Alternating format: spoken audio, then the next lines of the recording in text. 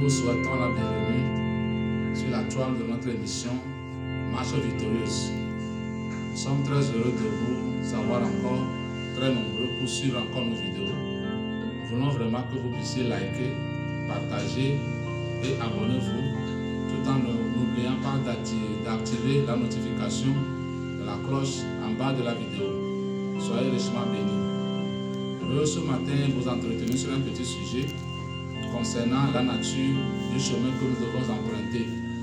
Dans la vidéo précédente, nous avons parlé du chemin que Abraham avait emprunté devant le Seigneur, sa marche, comment il a marché avec le Seigneur et les différentes étapes de sa marche. Aujourd'hui, nous allons parler de la nature du chemin sur lequel nous allons marcher et la porte à laquelle nous allons aboutir. Jésus, dans le chapitre 7 de l'évangile selon Matthieu, à partir du verset 13, le Seigneur Jésus a d'abord parlé de la porte large et le chemin spacieux qui mène à la perdition. Et il dit qu'il y a beaucoup de gens qui sont sur ce chemin. Le verset suivant, il a parlé de la porte étroite et le chemin resserré. Bien-aimés dans le Seigneur Jésus a souvent parlé des choses qui sont en avant de parler des choses qui sont proches. Quand il était venu sur la terre, il a plus parlé de sa seconde venue que de son travail qu'il était en train d'effectuer en ce moment. Jésus a plus parlé de sa deuxième venue que de sa première venue, parce que Dieu voit plus loin qu'il ne voit plus près, parce qu'il est le Dieu qui est typifié par l'aigle. Donc il voyait plus loin que ce que nous autres nous puissions imaginer. Alors il a parlé de la nature du chemin que nous devons emprunter. Il y a deux choses. Il a d'abord parlé de la porte et il a parlé du chemin. Voilà. Quand nous allons parler du chemin que nous allons emprunter, il y a le chemin et il y a la porte. Les deux nous amènent à rentrer dans un royaume. Quand vous marchez sur le chemin large et la porte le chemin spacieux, la porte large, vous aboutissez dans un royaume.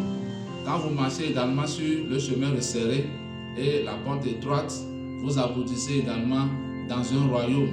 Donc c'est pourquoi Jésus, dans sa prédication, pour nous expliquer un peu ce que c'est que le royaume, a parlé du chemin et il a parlé de la porte.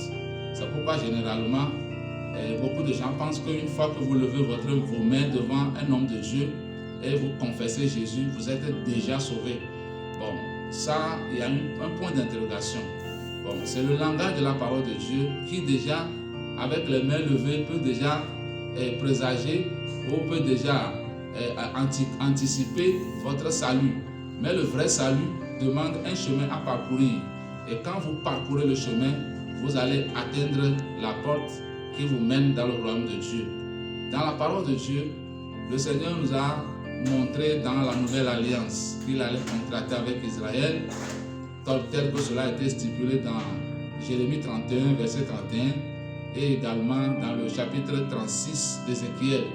À partir du verset 22, le Seigneur a parlé de comment il va accueillir Israël, il va les laver par l'eau de sa parole, et il va les entretenir, il va les engager dans une nouvelle alliance, qui est la meilleure de toutes les alliances qui ait jamais été faite. Donc la meilleure alliance, c'est la seconde alliance, la nouvelle alliance dans laquelle nous sommes maintenant. Et en parlant de cela, il a parlé de trois choses. Premièrement, il a parlé d'un cœur nouveau. Après le cœur nouveau, il parle d'un esprit nouveau. Et après l'esprit nouveau, il nous parle maintenant de son esprit en nous. Il y a trois étapes qui concluent le chemin que nous allons parcourir avec le Seigneur. Beaucoup de gens, malheureusement, croient qu'ils sont sauvés, mais ils ne le sont pas.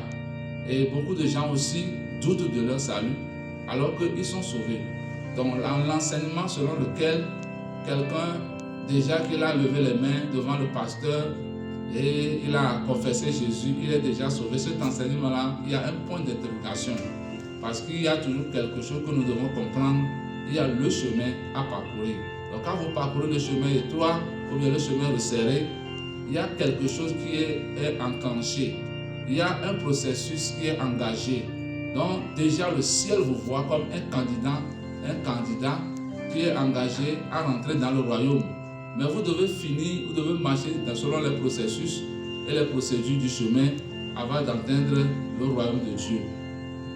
Que le Seigneur bénisse vos efforts, que vous nous entendez, vous likez les vidéos, que son nom soit glorifié. Nous espérons vous retrouver dans la prochaine vidéo. N'oubliez pas de liker, de partager, d'abonner et d'appuyer sur la cloche de notification pour ne pas oublier nos prochaines vidéos que nous allons encore faire sortir, parce que nous faisons sortir les vidéos chaque mardi et chaque jeudi. Soyez richement bénis, car nous sommes déjà engagés sur le chemin de la victoire. La marche que nous sommes en train de faire est une marche pour la victoire, et la victoire nous est assurée au nom de Jésus. Soyez richement bénis. Merci.